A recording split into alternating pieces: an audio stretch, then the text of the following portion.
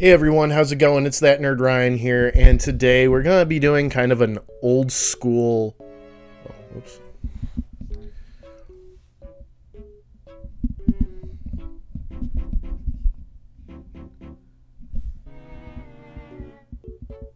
Hello? Is it because I got two on?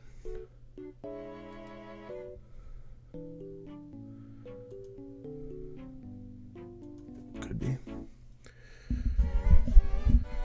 Oh, there we go. Sorry, my computer was acting weird.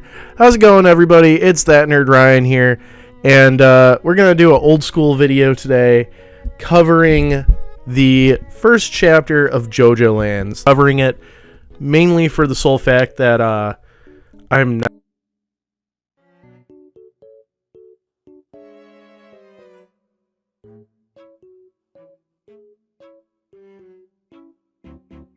subscribed to monthly Shonen. I'm also all the way in part 1 right now. There should be a review for part 1 coming out soon. But JoJo's kind of become one of my favorite franchises recently, beating out Dragon Ball Z in anime, and probably my third favorite next to Star Wars and Marvel. But yeah, this is the first time that a lot of people are going to be following along with a JoJo part over in the Western world, since it got a lot of gain recently, mainly with Golden Wind and stuff like that, and Stardust Crusaders. Let's be honest, that's kind of what got a lot of people into it was Stardust Crusaders. Well, all of it together. The anime was released during the serialization of either Steel Ball or not Steel Ball, JoJolion. So people did not get to react to this like we are now with JoJoLands. So I'm doing it on the computer because I have like stuff pulled up so that way we can actually talk about it and I'm not just like pulling stuff out of my butt. But yeah, so this is officially the 9th part of JoJo's Bizarre Adventure and probably the last part, from what people are saying. Who knows, there could be a part 10. But basically this follows our 9th Joestar on their quest, which he is, as of right now, kind of the most outlier of the Joestars. When you think about it, so like we look at Jonathan, who wants to be a gentleman and avenge his father. Then there is Joseph, who is just a wacky kid that needs to fulfill his destiny of stopping the Pillarmen. Jotaro, who wants to save his mother. Josuke, who wants to protect his town. Giorno, who wants to get drugs out of Italy and the mafia. And Jolene, who wants to get out of jail. Johnny, who wants to learn to walk again. And Josuke, who wants to figure out who he is. Now we have Jodio Joestar, who wants to become filthy rich and is a criminal.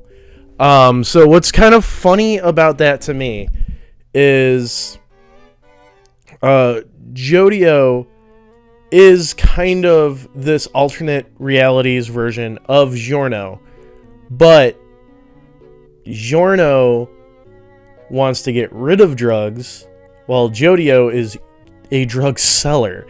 So they're kind of the same but not. They're like obviously in the name with Giorno is the son of Dio. Jodio, his name is Joe Dio.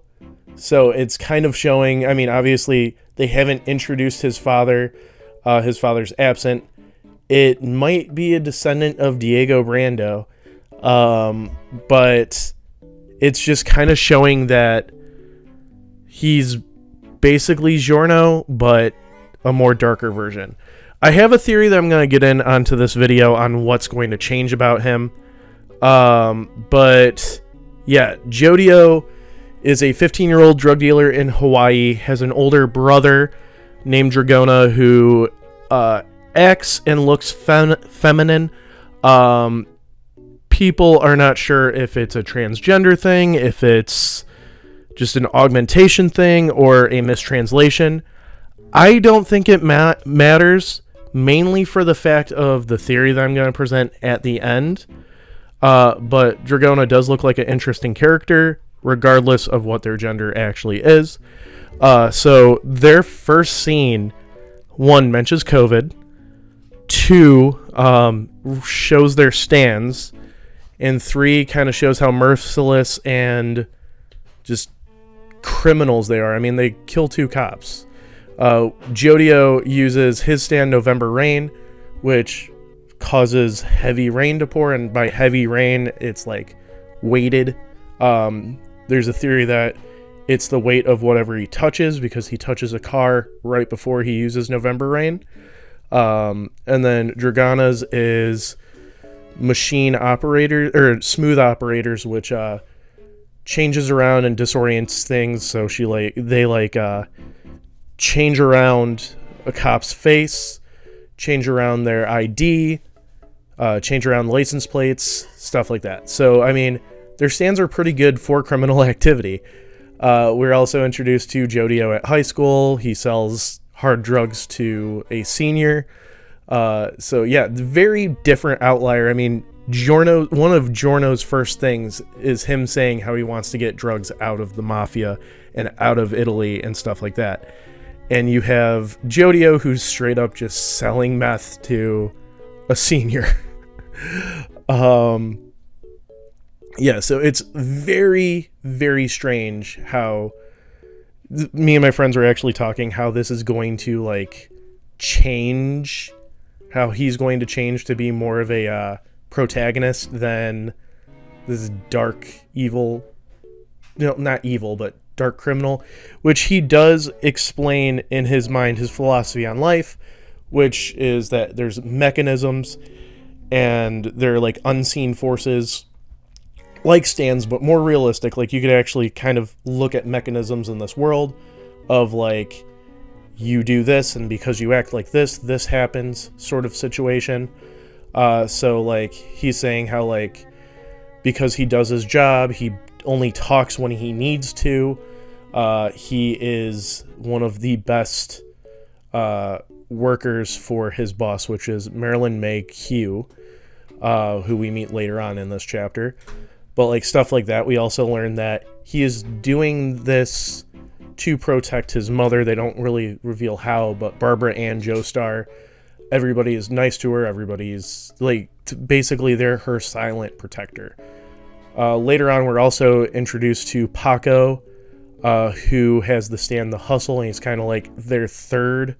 So like think of him as like a Kakyoin or Polnareff to the team, or like a Okuyasu sort of situation, like a player 3 that's probably going to be important in the story and stick around. But yeah, I'm going to get on what I think of Dragona, what's going to happen with Dragona soon.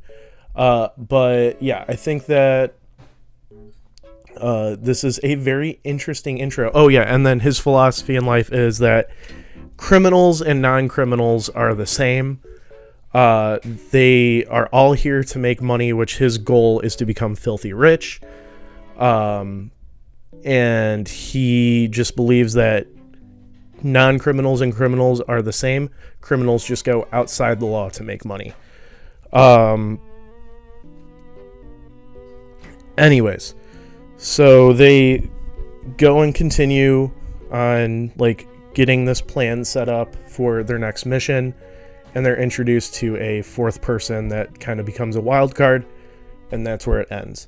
So just some speculation here, because like I said, with how everybody else, all the other JoJos are, it's very strange to see a JoJo that is pro-drug, just wanting to make money. So I have a theory that something's going to happen that causes him to turn around and be more Giorno in a sense. Maybe more Giorno and Jolene, actually. So maybe this first mission goes haywire, they get arrested, and something happens to Dragana.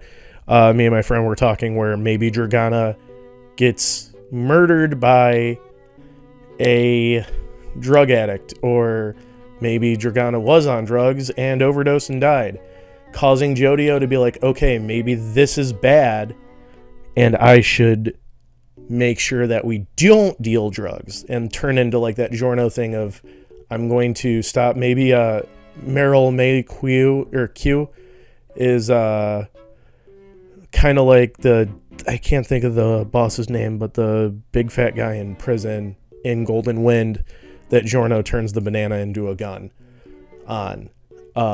Maybe that's like what she is, and then the real villain will be like a Divalo sort of guy.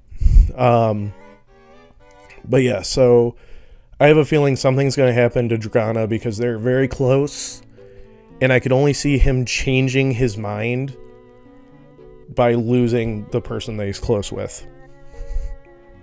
So, I mean, yeah, that is my thoughts on the introduction of JoJoLands. Tell me what you guys think. I'm rewatching the end of Stone Ocean with my friends right now, so I'm getting all nostalgia for Stone Ocean, and then I'm reading part 1, so I'm getting all nostalgia for Phantom Blood, and then we got JoJoLands out, so I'm just all excited for all the spectrum of JoJo.